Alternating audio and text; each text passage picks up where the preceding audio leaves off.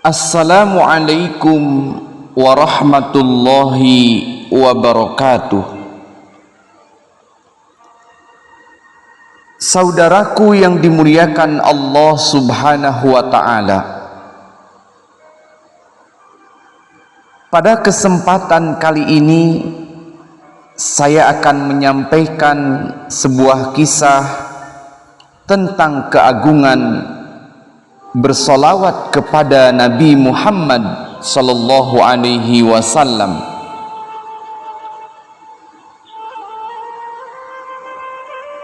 Dalam salah satu kisah dari kitab At-Tazkirah karangan Al-Qurtubi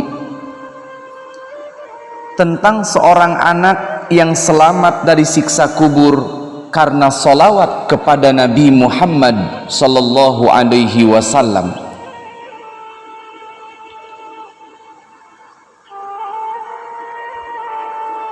Dikisahkan bahwa ada seorang anak perempuan yang semasa hidupnya sangat jauh dari ajaran agama.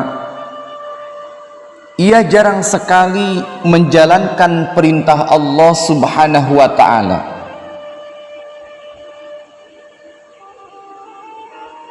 Namun meski demikian, ibunya senantiasa menyayanginya, bahkan hingga sang anak pergi meninggalkan dunia untuk selama-lamanya.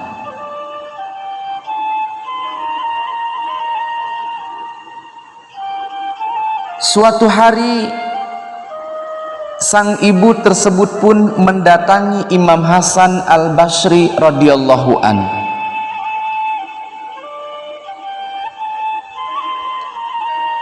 Ia mendatangi Imam Hasan dengan tujuan mengadukan keadaannya yang sangat merindukan putrinya. Ia berkata, "Putriku meninggal dunia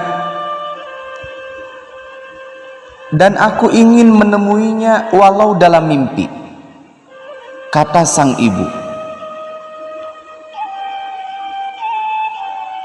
Mendengar hal itu, Imam Hasan pun memberikan solusi kepada ibu tersebut. Ia menyarankan untuk beribadah sembari membaca salawat atas Nabi Muhammad sallallahu alaihi wasallam.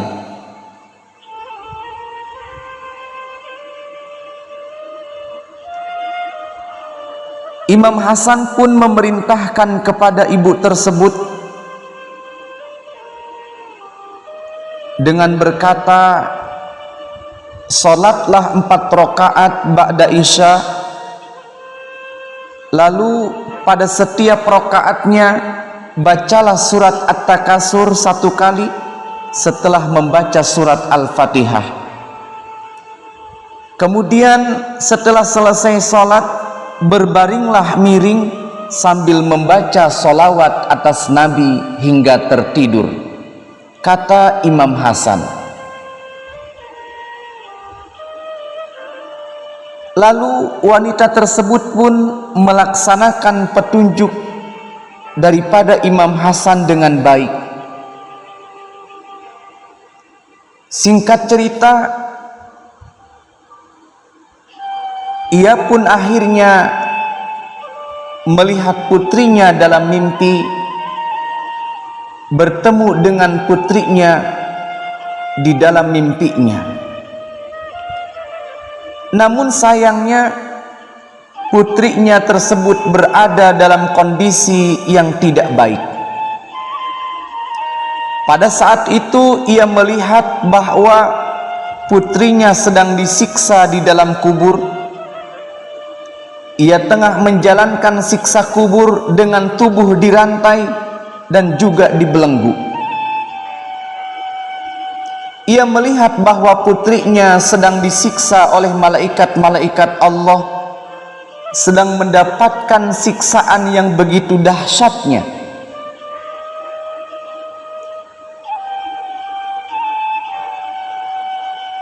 Melihat kejadian tersebut,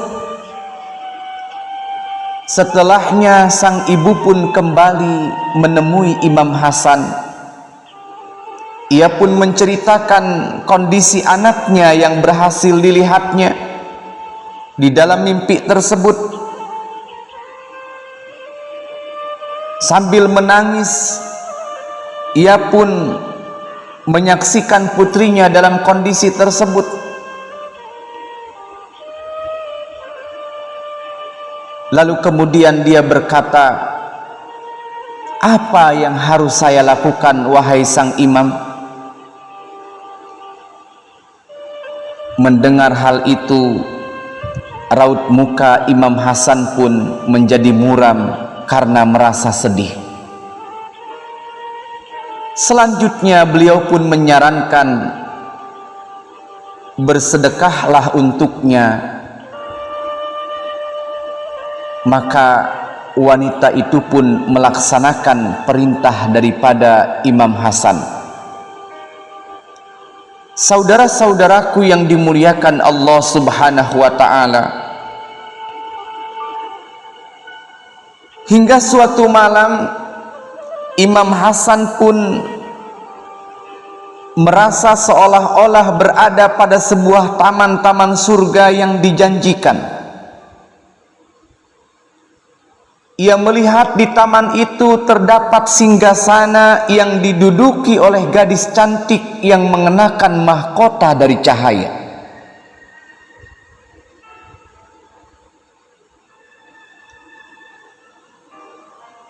Lalu gadis itu pun menyapa Imam Hasan, "Apakah engkau mengenaliku?" Imam Hasan pun menjawab, "Tidak." Si gadis pun kembali berkata, "Aku adalah putri dari wanita itu." Mendengar hal itu, Imam Hasan pun terheran-heran dan sontak tidak percaya. Kemudian ia berkata, "Tapi bukankah ibumu menggambarkan padaku kondisimu tidak seperti ini? Bukankah kau dulu tersiksa dan menderita? Bukankah ibumu menceritakan bahwa pada saat itu engkau dalam keadaan tersiksa, sedang mengalami siksaan yang begitu berat di dalam kuburnya?" Si gadis tersebut pun menjawab, "Ya, memang aku dulu seperti itu." Lalu, "Berkat apakah kau bisa memperoleh karunia ini?" kata sang imam. Saudaraku yang dimuliakan Allah Subhanahu wa ta'ala, si gadis itu pun akhirnya menceritakan bahwa ia berkata, dahulu ada 70.000 jiwa yang melewati siksa kubur termasuk dirinya. Ia menceritakan bahwa memang dulu dia mendapatkan siksaan di dalam kuburnya yang begitu dahsyat, yang begitu mengerikan, yang begitu menakutkan. Dulu kami yang menjalani siksaan itu ada 70.000 jiwa. Namun pada suatu hari ada seorang hamba Allah yang soleh melewati kuburan kami. Lalu ia membaca sholawat atas Nabi Muhammad SAW 1 kali dan menjadikannya pahalanya itu untuk kami. Cerita si gadis tersebut. Maka berkat hal itu Allah pun berkenan membebaskan kami semua, dan sampailah bagianku ini sebagaimana yang Anda lihat.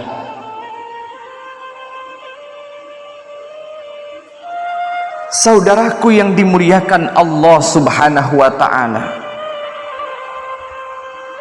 betapa agungnya sholawat kepada Nabi Muhammad sallallahu alaihi wasallam.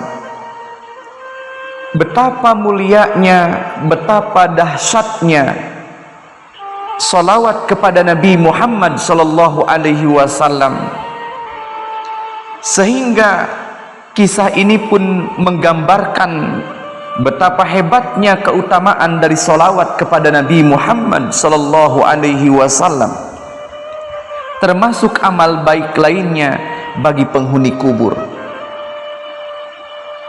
Kalau kita melihat dan mendengar dari kisah seorang anak gadis tersebut,